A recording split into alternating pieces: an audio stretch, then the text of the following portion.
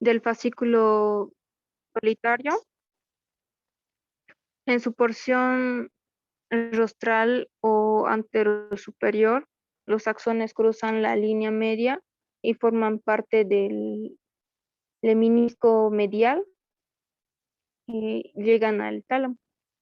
En la tercera neurona tenemos esta que se ubica en el núcleo ventral, posterolateral del tálamo, del que se genera el tercer eslabón neural o talámico cortical, terminando en el secto inferior del giro posterior de la corteza cerebral o el área 43 de Brodmann, donde la vía se hace consistente. Del núcleo gustativo se dirigen las fibras sensoriales a los núcleos salivares superior e inferior que controlan la secreción salival de las glándulas sublingual, submandibular y parotidea. Tenemos alteraciones del gusto.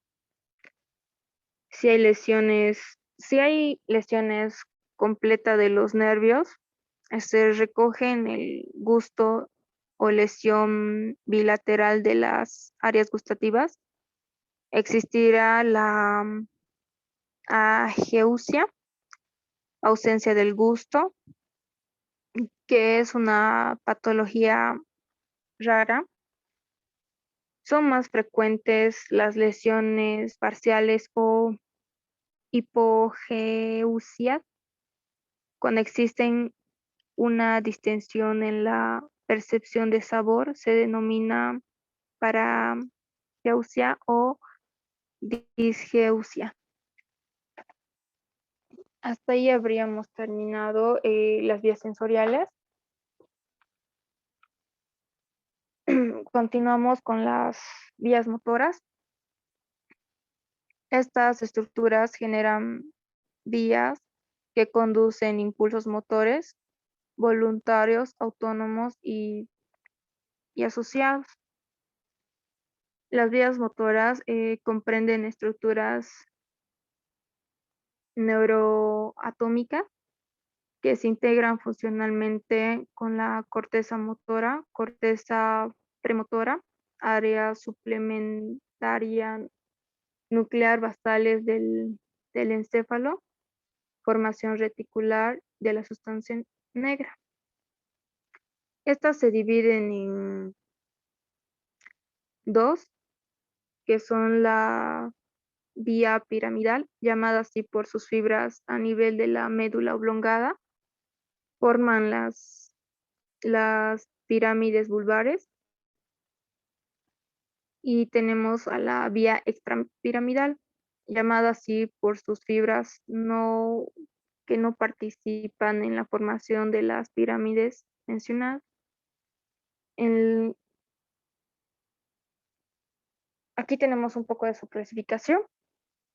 En la vía piramidal tenemos la vía motora piramidal propiamente dicha, la vía motora córtico-nuclear o geniculada, la vía córtico-rubroespinal. Luego tenemos a la vía extrapiramidal, que esta se divide en vía extrapiramidal principal y vía motora indirecta o cerebelosa. Tenemos a la vía piramidal en la vía motora principal. Esta tenemos a la primera neurona superior. Este es el origen de la vía piramidal propiamente dicha. Esta se encuentra situada en las siguientes áreas corticales motoras: área 4 de Brodmann o área motora primaria, área 6 o área premotora, sector adyacente al área motora del 3, 1, 2 o sensitiva, área suplementaria, motora y otras afines. Desde su origen cortical, los axones o fibras de las neuronas motoras descienden por la corona radiante mm, para, para encabezar, luego el brazo posterior de la cápsula interna, donde tiene orientación somática. Esta se llama también homúnculo motor. Estas ingresan al pie del mesencéfalo, ubicándose entre las parietotemporo-occipital o haz de Trump y el haz geniculado. A nivel de la médula oblongada, en el núcleo total de las fibras piramidales llegan aproximadamente en 1 millón en cada pirámide y representan al igual de números de neuronas. Al llegar a la parte inferior de la médula oblongada, el 80 o 90% de este contingente de fibras corticoespinales cruzan la línea medial y forman la decusación motora con las del lado opuesto e integran en el cordón lateral de la hemimédula opuesta o su origen constituyendo el haz corticoespinal lateral o cruzado. Los dos haces, a medida que descienden, dejan sus fibras en la sustancia gris de las astas anteriores de la médula espinal. Las fibras de las piramidal cruzado ubicadas en el cordón lateral terminan haciendo sinapsis en el asta anterior de la médula espinal del mismo lado, en tanto las fibras del haz piramidal directo llegan a las astas anteriores del lado opuesto a su origen. Los haces piramidales dejan sus fibras en las astas anteriores de la médula espinal en la siguiente proporción de 55% en la médula cervical, el 15% en la médula torácica y el 30% en la médula lumbosacrococcígea. En la segunda neurona o neurona motora inferior tenemos en el cuerpo neural. Está ubicada en el asta anterior de la médula espinal y corresponde a las motoneuronas alfa, donde las fibras piramidales terminan haciendo sinapsis, unas directamente y otras con las neuronas intercaladas, asociadas o interneuronas.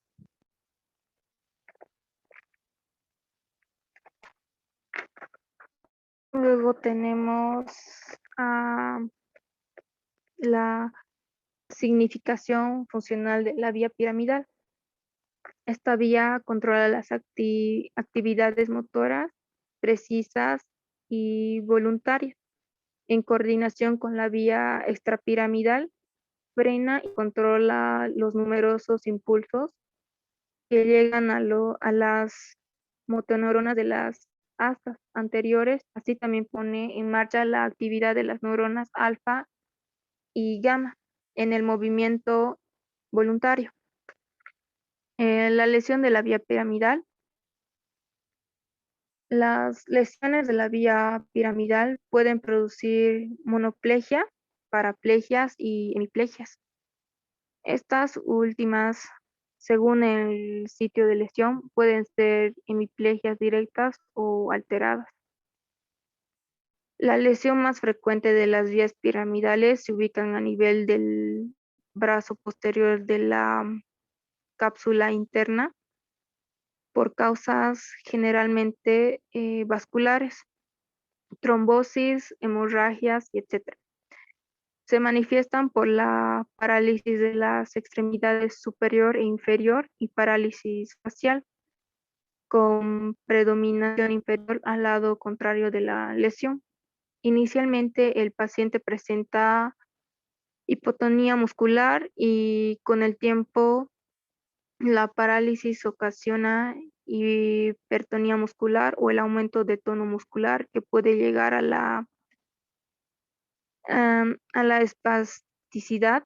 Esta lesión recibe como nombre de hemiplegia capsular. El signo de Babinski consiste en la dorsiflexión del dedo gordo y separación en abanico de los otros dedos del pie, que se consigue mediante la estimulación cutánea plantar. Esta también se denomina como estimulación de borde medial del pie. En, en personas sin lesión piramidal, el resultado de la estimulación plantar será la flexión de todos los dedos del pie. La lesión de las neuronas motoras inferiores se produce en una parálisis flácida o hipotónica.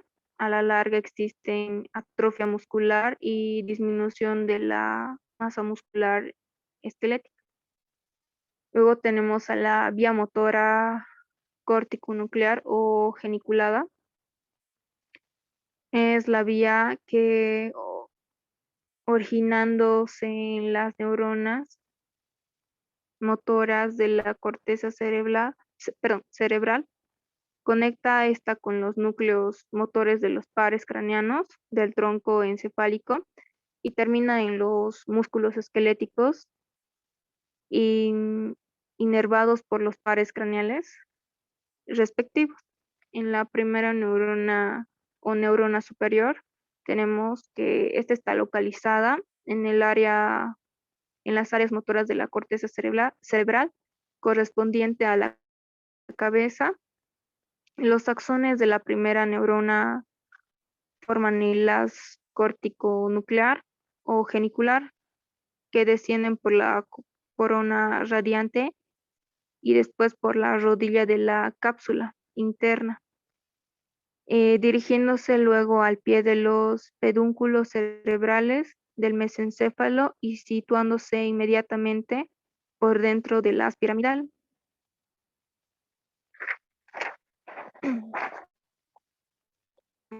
Los núcleos de los pares craneanos mencionados reciben fibras de las corticonuclear de la corteza cerebelosa de ambos hemisferios, excepto el núcleo del facial inferior y el núcleo del hipogloso, que las reciben de la corteza contralateral. Luego tenemos a la segunda neurona o neurona inferior, que esta se encuentra en los núcleos motores de los pares craneanos señalados o son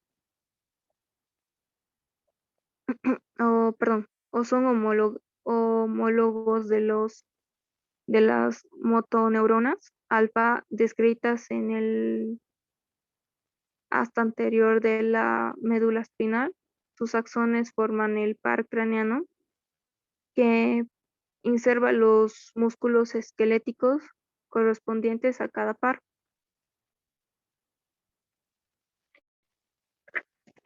Luego tenemos lesión de la vía corticonuclear o genicular. Cuando existen lesiones de las fibras corticonucleares, se produce la parálisis facial central o superior del lado opuesto de la lesión. En cambio, cuando se lesiona el núcleo o el nervio del facial, se producirá una parálisis facial total. Esta se denomina como facial superior o facial inferior. Del mismo lado de la lesión, este trastorno puede encontrarse acompañado de la lesión de la vía piramidal propiamente dicha. Tenemos a la vía cortico-rubroespinal. Esta vía se constituye que constituyen una vía accesoria motora que originan en 12 en la corteza motora, atravesando el brazo posterior de la cápsula interna, hace sinapsis en el núcleo rojo mesencefálico para luego terminar en previa sinapsis en el asta anterior y de la médula espinal del lado opuesto para dirigirse luego al músculo esquelético funcionalmente activo en el control fino de las manos en vía eh, se incluye en la vía piramidal por su afinidad total e integradora en su funcionamiento, no obstante de corresponder a la vía extrapiramidal. Luego tenemos a la vía extrapiramidal. El sistema o circuito extrapiramidal comprende las siguientes estructuras neuroatómicas: corteza motora, cuerpo estriado, núcleo rojo, núcleo subtalámico, núcleo de la oliva vulvar, núcleos vestibulares, sustancia negra. Estos núcleos mantienen conexiones con la formación reticular, talámica, corteza cerebral, cerebelo, hipotálamo y la médula espinal. Esta vía se subdivide en dos: vía extrapiramidal principal y la vía motora indirecta o cerebelosa. En la vía extrapiramidal principal es la vía de la interconexión funcionales de los núcleos causado putame, glóbulo pálido, talámico, subtalámico, rojo, sustancia negra, reticulares vestibulares y oliva vulvar, con los núcleos motores de los pares craneanos y principalmente con las capas anteriores de la médula espinal. Las estructuras extrapiramidales anteriormente indicadas forman diversos círculos y se proyectan a las astas anteriores de la médula espinal mediante los haces reticuloespinal, olivoespinal, negroespinal, rubroespinal, rectoespinal y vestibular espinal.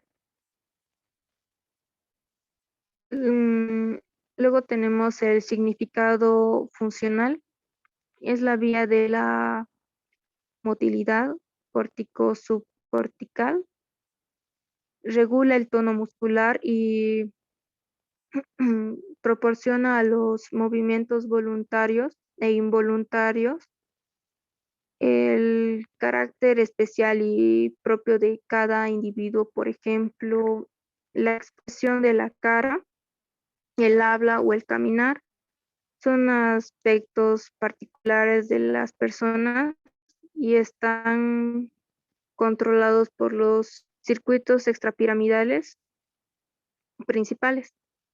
Junto con la vía piramidal interviene en la ejecutación de patrones de actividades motoras, por ejemplo, jugar, bailar, escribir, etc.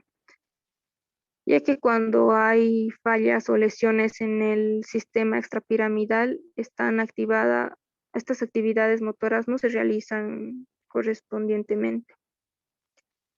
Asimismo, actúa en el control cognoscitivo o en el conocimiento de la secuencia de los movimientos a realizar. Por ejemplo, ponen en marcha un automóvil, prenden una computadora, manejan una bicicleta, etc. Esta vía extrapiramidal trabaja en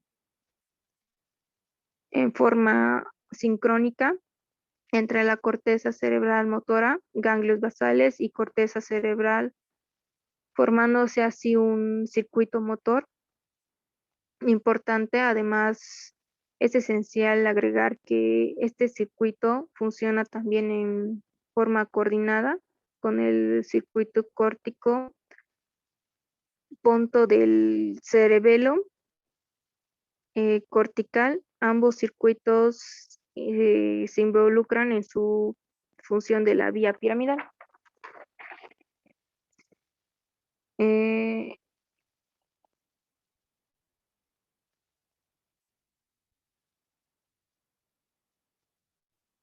Luego tenemos en síntesis, intervienen en la realización de los movimientos voluntarios e involuntarios, actúan en estrecha y reacción con la vía piramidal. Las lesiones de los círculos extrapiramidales o de sus conexiones determinan diferentes enfermedades neurológicas extrapiramidales, como ser la enfermedad de Parkinson, la corea, la atetosis, el hemibatismo, y etcétera. Luego tenemos a la vía motora indirecta o cerebelosa. Está constituido por los siguientes eslabones neuronales.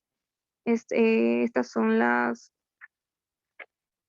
corticopóntico, pontocerebeloso, cerebeloso dentado o cerebelo olivar, dentro del talámico o dentorúbico, tálamo estriado, puede ser también tálamo cortical, estriorúbrico y rubroespinal. Hasta ahí termina el tema. Ese sería todo, Liz. Ya, Helen. Bien, sí es un tema largo y explica todas las vías que actúan dentro del control motor y sensitivo del sistema nervioso. Entonces, lo que vamos a hacer ahora es elaborar un mapa mental del tema que ha expuesto su compañera. Ahorita van a ser hasta las 11 de la mañana para elaborar su mapa mental, ¿ya? Solamente, Helen, si puedes compartir tus diapositivas, ¿ya?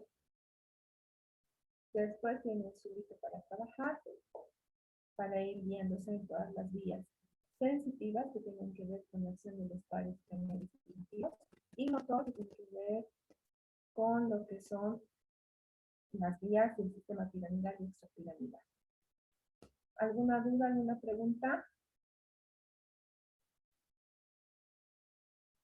¿Ninguna duda, chicos? ¿Todo claro? Entonces, a las 11... A ver, ahora sí me escuchan. Les decía, tienen que elaborar mapa mental del tema que ha expuesto su compañera.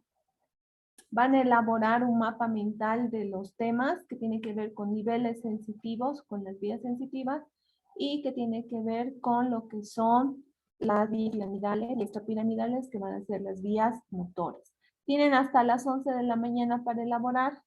Por favor, a las 11 nuevamente nos conectamos. Y Helen, por favor, puede compartir diapositivas al grupo. Entonces voy a finalizar y nos conectamos. Tomo la asistencia a las 11 de la mañana. Nos conectamos en 1 hora.